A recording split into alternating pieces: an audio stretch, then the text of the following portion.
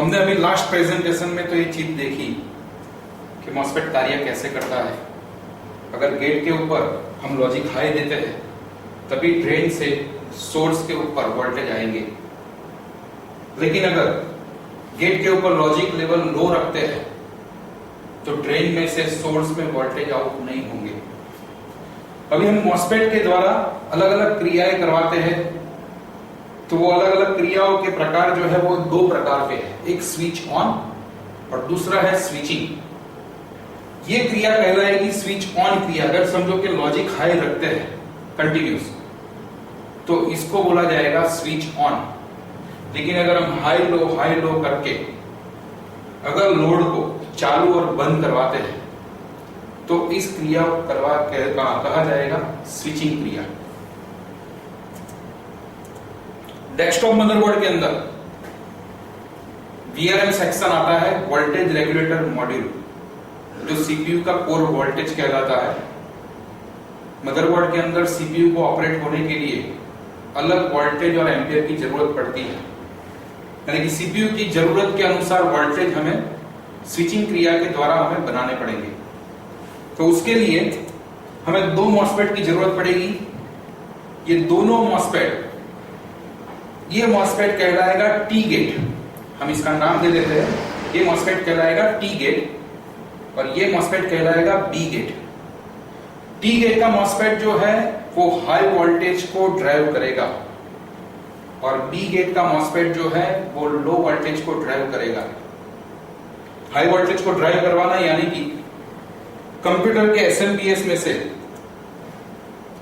हम लोग 12 वोल्ट का एक कनेक्टर, जो VRM सेक्शन में V कोर कनेक्टर कहा जाता है, उसके द्वारा हम यहाँ पे 12 वोल्ट देते हैं, जिसके अंदर टोटल 4 केबल है। 2 केबल येलो कलर की जिसके अंदर 12 वोल्ट प्लस 12 वोल्ट आते हैं और दो आती है ब्लैक कलर की जिसको हम नेगेटिव कहेंगे।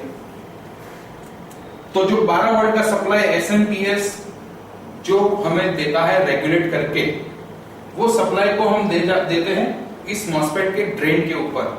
अभी यहाँ पे देखिए ये मॉसफेट कौन सा है, तो ये मॉसफेट N चैनल मॉसफेट है, क्योंकि जिसका ड्रेन कैथोड के साथ में जुड़ा हुआ है और जिसका सोर्स एनोड के साथ में जुड़ा हुआ है, ऐसे मॉसफेटों को N चैनल मॉसफेट कहा गया है। तो यहाँ पे N चैनल का मॉसफेट यूज किया है पॉजिटिव वोल्टेज को ड्राइव करवाने के लिए, वैसे ही नेगेटिव को ड्राइव करवाने के लिए भी N चैनल का ही मॉसफेट यूज किया है, लेकिन इसका इनपुट लेवल बदल जाएगा। नेगेटिव को अगर ड्राइव करवाना है तो हमें सोर्स से नेगेटिव देना पड़ेगा और ड्रेन से बाहर निकालना पड़ेगा नेगेटिव सप्लाई को। तो दोनों N चैनल के मॉसफेटों को हम जोड़ देते हैं। कैसे? तो कि जो हाई वोल्टेज मॉसफेट जो है उसका जो सोर्स है वो लो वोल्टेज मॉसफेट के ड्रेन के साथ में अटैच करेंगे। अभी इसके बीच में से हमारा कनेक्शन जो निकलेगा वो बनेगा अपना सीपीयू के लिए सप्लाई, यानी कि ये लाइन जो आएगी अपना सीपीयू का सप्लाई बनेगी। हमें इन चीजों को करने की जरूरत क्यों पड़ती है? तो 12 वोल्ट और 5 एम्पियर का हमें इनपुट मिलता है SMPS के द्वारा, लेकिन अभी हमारे सीपीयू को ऑपरेट होने के लिए अलग वोल्टेज और अलग एम्पियर की जरूरत है। फॉर एग्जांपल 2 वोल्ट और 45 एम्पियर का सीपीयू, तो उसको 2 वोल्टेज और 45 एम्पियर बनाने के लिए हमें स्विचिंग क्रिया करवानी पड़ेगी। तो स्विचिंग क्रिया के द्वारा हम ये करवाएंगे कि 12 वोल्ट और 5 एम्पियर का जो वोल्टेज लेवल है, यानी कि वोल्टेज को और ज्यादा कंप्रेस करेंगे और एम्पियर को बढ़ाएंगे। तो दोनों अगर बारी बारी स्विचिंग करते हैं तो यहाँ पे आउटपुट पे मिलने वाला सप्लाई हमारा होगा 2 वोल्ट और 45 एम्पियर। वैसे तो मदरबोर्ड इंडस्ट्रीज और लैपटॉप इंडस्ट्रीज में अलग अलग तरह के सीपीयू आते हैं जो 1.7 volt, 1.8 volt, 1.2 volt, 1.5 volt, 2 volt, 2.5 volt, अलग अलग वोल्टेज रेटिंग पे चलने वाले सीपीयू मिलते हैं। तो हमें जैसी जरूरत है उस हिसाब से हमें वोल्टेज लेवल यहाँ पे बनाना पड़ेगा। तो अभी हमें इस प्रेजेंटेशन में एग्जांपल के लिए हम लोग ले लेते हैं 2 वोल्ट और 45 एम्पियर का सीपीयू। यहाँ पे बीच में एक लाइन फिल्टर दिया गया है। इस लाइन फिल्टर का बेसिकली वर्क क्या है? तो लाइन फिल्टर का नियम ये है, और इंडक्टर कॉइल भी कहा जाता है इसको। लाइन फिल्टर या फिर इंडक्टर कॉइल ऐसे कार्य करती है कि जब इसके ऊपर एसी सप्लाई दिया जाए, यानी कि इसके इनपुट में एसी सप्लाई दिया जाए, तो एसी सप्लाई के लिए ये इंडक्टर कॉइल हाई रेजिस्टेंस बन जाती है। लेकिन अगर इसी इंडक्टर कॉइल के ऊपर डीसी सप्लाई दिया जाए तो ये उसके लिए लो रेजिस्टेंस बनेगी डीसी सप्लाई के लिए। उससे विपरीत दूसरी डिवाइस जो यहाँ पे लगी है वो कार्य करती है, और इस डिवाइस को कहा जाता है कैपेसिटर। कैपेसिटर का मुख्य कार्य है डीसी वोल्टेज को स्टोर करना, और दूसरा कार्य है फिल्टर करना। तो ये फिल्टर करना और स्टोर करना, इसकी व्याख्या मैं यहाँ पे बताऊंगा कि एसी वोल्टेज के लिए ये कैपेसिटर या फिर कोई भी पेपर कैपेसिटर डीसी वोल्टेज के लिए स्टोर करने का काम करती है, यानी कि अपने एक कोने से दूसरे छोर के ऊपर जाने नहीं देगा सप्लाई को। डीसी वोल्टेज के लिए कैपेसिटर हाई रेजिस्टेंस बन जाता है, यानी कि डीसी सप्लाई को अपने अंदर से पास नहीं कर पाएगा। और अगर इसके ऊपर एसी सप्लाई दिया तो एसी सप्लाई कैपेसिटर के अंदर से पास हो जाएगा, यानी कि एसी सप्लाई के लिए कैपेसिटर लो रेजिस्टेंस बन जाता है। तो इन दोनों के द्वारा हम फिल्टर क्रिया करवा के हमें जो सीपीयू के लिए जो सप्लाई चाहिए, यानी कि प्योर 2 वोल्ट डीसी 45 एम्पियर, वो हम बना लेंगे।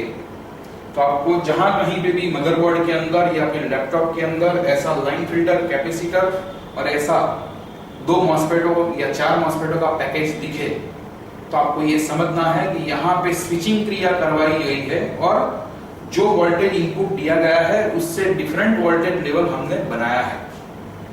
तो यहाँ पे अभी हम देखेंगे बीआरएम सेक्शन में अलग अलग तरह की जो बीआरएम सर्किट आती है वो कैसे कार्य करती है। अलग अलग मदरबोर्ड मैन्युफैक्चरर कैसी कैसी डिजाइन बनाते हैं बीआरएम सर्किट की।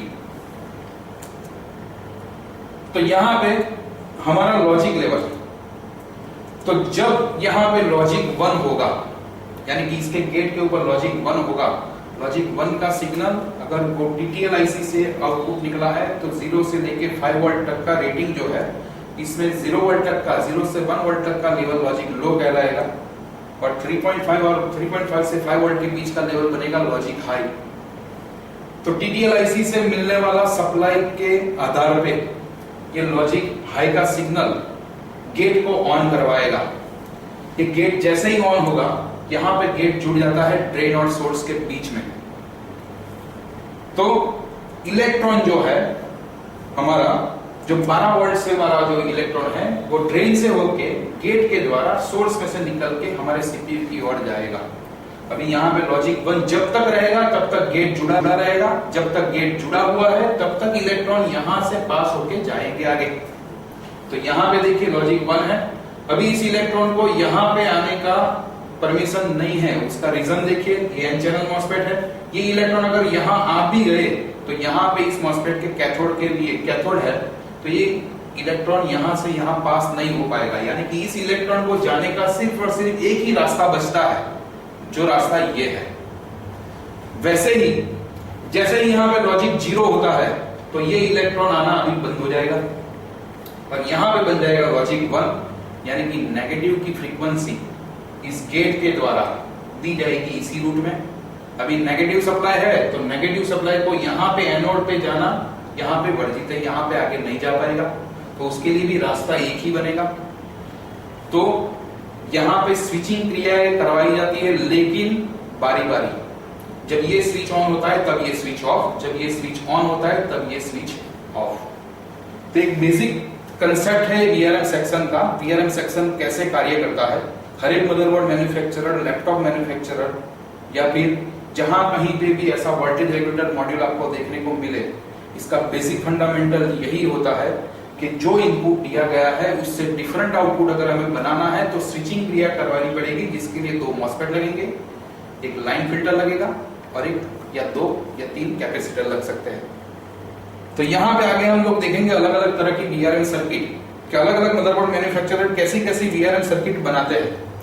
तो यहाँ पे 2 मॉसफेट जो है हमारे सीपीयू की जरूरत है 45 एम्पियर, तो ये दोनों मॉसफेट की कैपेसिटी कितनी हुई, तो 45 एम्पियर तक के आउटपुट को बना सके ऐसे मॉसफेट है ये दोनों। लेकिन यहाँ पे गर्मी ज्यादा होगी, जिस पैड के ऊपर भी ये दोनों मॉसफेट लगेंगे वहां पे भी बहुत ज्यादा गर्मी होगी, क्योंकि स्विचिंग क्रिया बहुत फास्ट होती है और इन दोनों मॉसफेटों को बारी बारी स्विचिंग करना है। तो कई मदरबोर्ड मैन्युफैक्चरर गर्मी को बांट लेते हैं, या फिर ऐसा भी कहा जाएगा कि यहाँ पे लोड को बांट दिया है।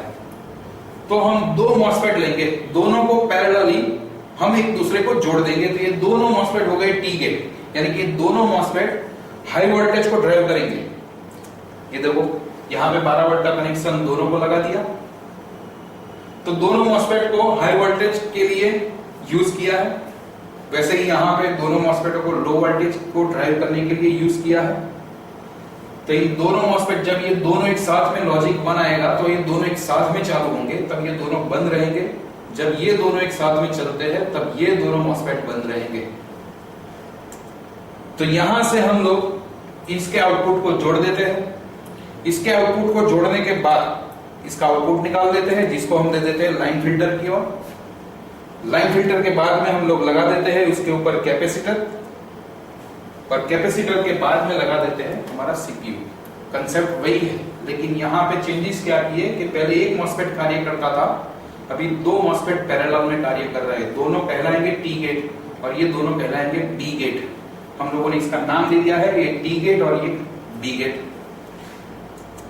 अभी हम दूसरी तरह की वीआरएम सेक्शन देखेंगे, तो अलग अलग मदरबोर्डों में आपको ऐसी अलग अलग सर्किटें देखने को मिलेगी वीआरएम सेक्शन की, लेकिन सभी का बेसिक फंडामेंटल एक समान है। बेसिक फंडामेंटल के अंदर कोई चेंजेस नहीं है।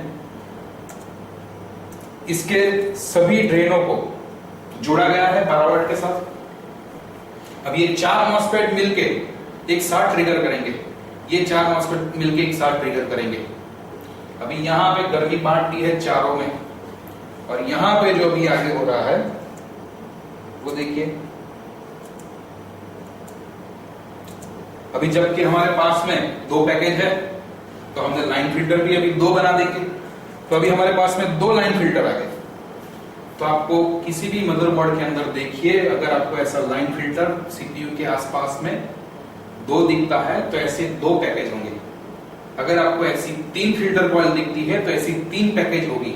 अगर आपको 4 दिखती है तो 4 होंगी। तो इंडक्टर कॉइल जो एक समान दिखती है, वैसी सभी इंडक्टर कॉइल के लिए एक एक पैकेज होगा।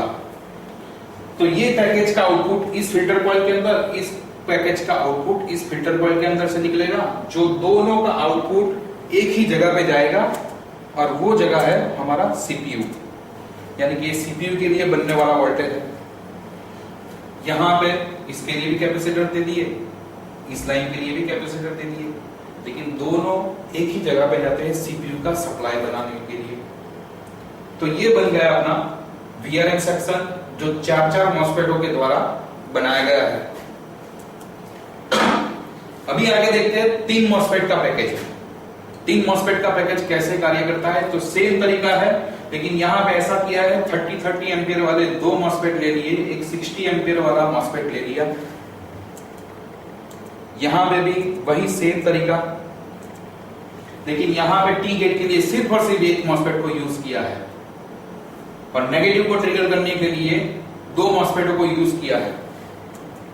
लाइन फिल्टर के बाद में कैपेसिटर के बाद में लगा सीपीयू।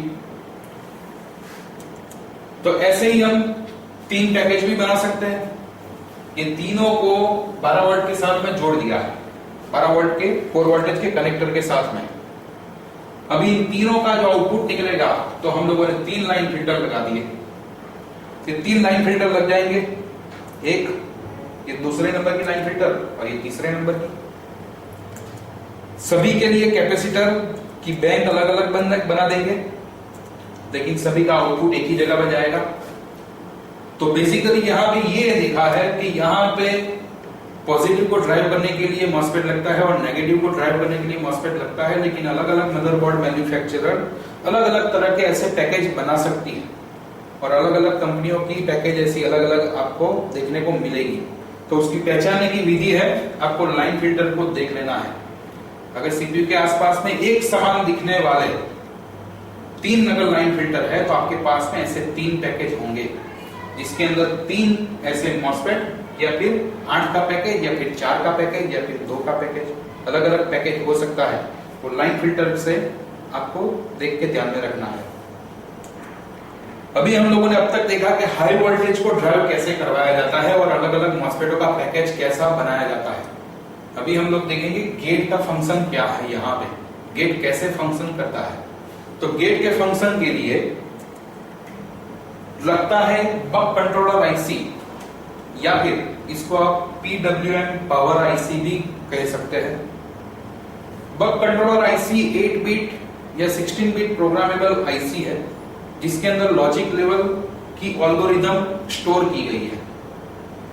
तो वो अलग अलग तरह की फ्रीक्वेंसी निकाल सकती है, यानी कि एक तरह की फ्रीक्वेंसी हुई तो वो अलग अलग तरह की फ्रीक्वेंसी निकाल सकती है। यहां पे जब यहां पे लॉजिक लो है उसी समय यहां पे लॉजिक हाई होगा, यानी कि जब ये मॉसफेट ऑफ है तब ये मॉसफेट ऑन होगा। दूसरे में देखिए, जब ये ऑफ है तब ये मॉसफेट ऑन होगा, यानी कि ये दोनों मॉसफेट बारी बारी ट्रिगर करेंगे। बारी बारी स्विचिंग करने के कारण यहां पे हमें हाई एंपियर और लो वोल्टेज आउटपुट हमें प्रदान करेंगे, जो वीआरएम सेक्शन के अंदर बक कंट्रोलर के द्वारा कंट्रोल करवाया जाता है। अब ये पावर आईसी कैसे कार्य करती है, तो पावर आईसी के अंदर हम देखेंगे वीआईडी सिग्नल। वीआईडी सिग्नल एक इस तरह के सिग्नल है कि जिसके द्वारा हम इसकी आउटपुट रेटिंग को सेट कर सकते हैं। फॉर एग्जांपल, जैसे कि पुराने मदरबोर्ड जो आते थे, पुराने मदरबोर्डों के अंदर जंपर वाले मदरबोर्ड आते थे, जिसके अंदर अलग अलग सीपीयू लगते थे। यानी कि समझो आपको 2.5 वोल्ट वाला सीपीयू लगाना है तो उसके लिए जंपर सेट करना पड़ता था। 5 वोल्ट वाला सीपीयू लगाना है तो उसके लिए भी अलग जंपर सेट करना पड़ता था। 4.5 वोल्ट के लिए भी जंपर सेट करना पड़ता था। तो पहले मैन्युअली आपको सिलेक्ट करना पड़ता था। लेकिन अभी जो लेटेस्ट मदरबोर्ड है, या P4 के बाद में या P3 के बाद में आने वाले सभी बोर्डों के अंदर जंपर लेस हो गया। अभी आपको कोई भी सीपीयू डालो, वो चाहे 1.7 वोल्ट पे ऑपरेट होने वाला हो, चाहे 1.8 पे, चाहे 2 वोल्ट पे, चाहे 2.5 या फिर 1.2, तो सभी वोल्टेज के सीपीयू अभी मदरबोर्ड के अंदर ज्यादातर सपोर्ट कर लेते हैं।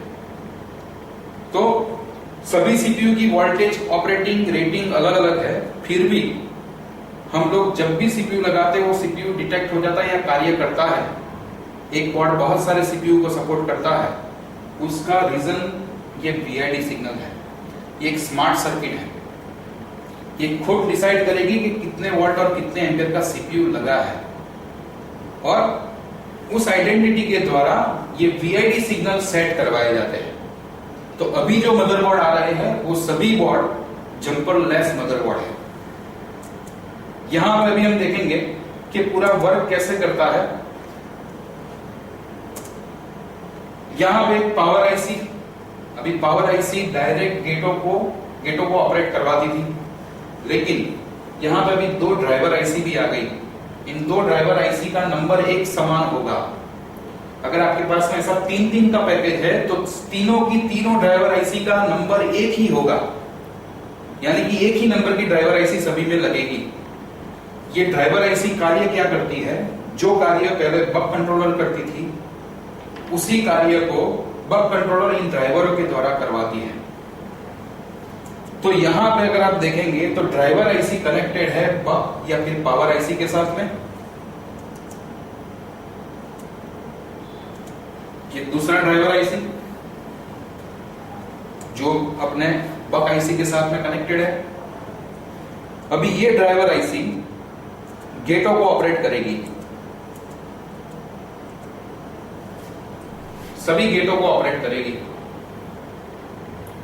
ये कहलाता है ड्राइव हाई और ये कहलाता है ड्राइव लो।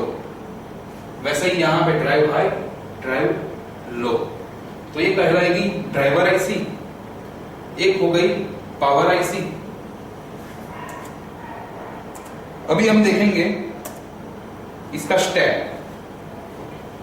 एसएमपीएस SMPS के अंदर TTL IC होती है, जो IC के द्वारा एक ग्रीन कलर के केबल को मदरबोर्ड को दिया जाता है। वो ग्रीन कलर का केबल कहलाता है लॉजिक हाई सिग्नल। और उस लॉजिक हाई सिग्नल को अगर हम लॉजिक लो करते हैं, यानी कि उसको ग्राउंड करने से वो लॉजिक लो बन जाता है। तो लॉजिक लो बनने से SMPS की TTL IC बेस के वोल्टेज को ट्रिगर करके ड्राइवर ट्रांसफार्मर को चालू करके SMPS के ट्रांजिस्टरों को बेस को चालू करके 12 वोल्ट और 5 वोल्ट का आउटपुट निकालेगी।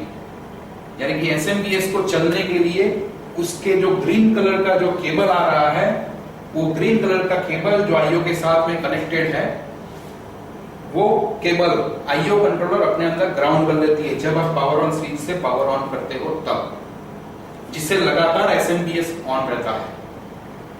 यहां पे हम लोग प्रोसेस देखेंगे क्या होता है जब भी आप पावर ऑन करते हो। तो जैसे ही आपने पावर ऑन किया तो ये है VID सिग्नल।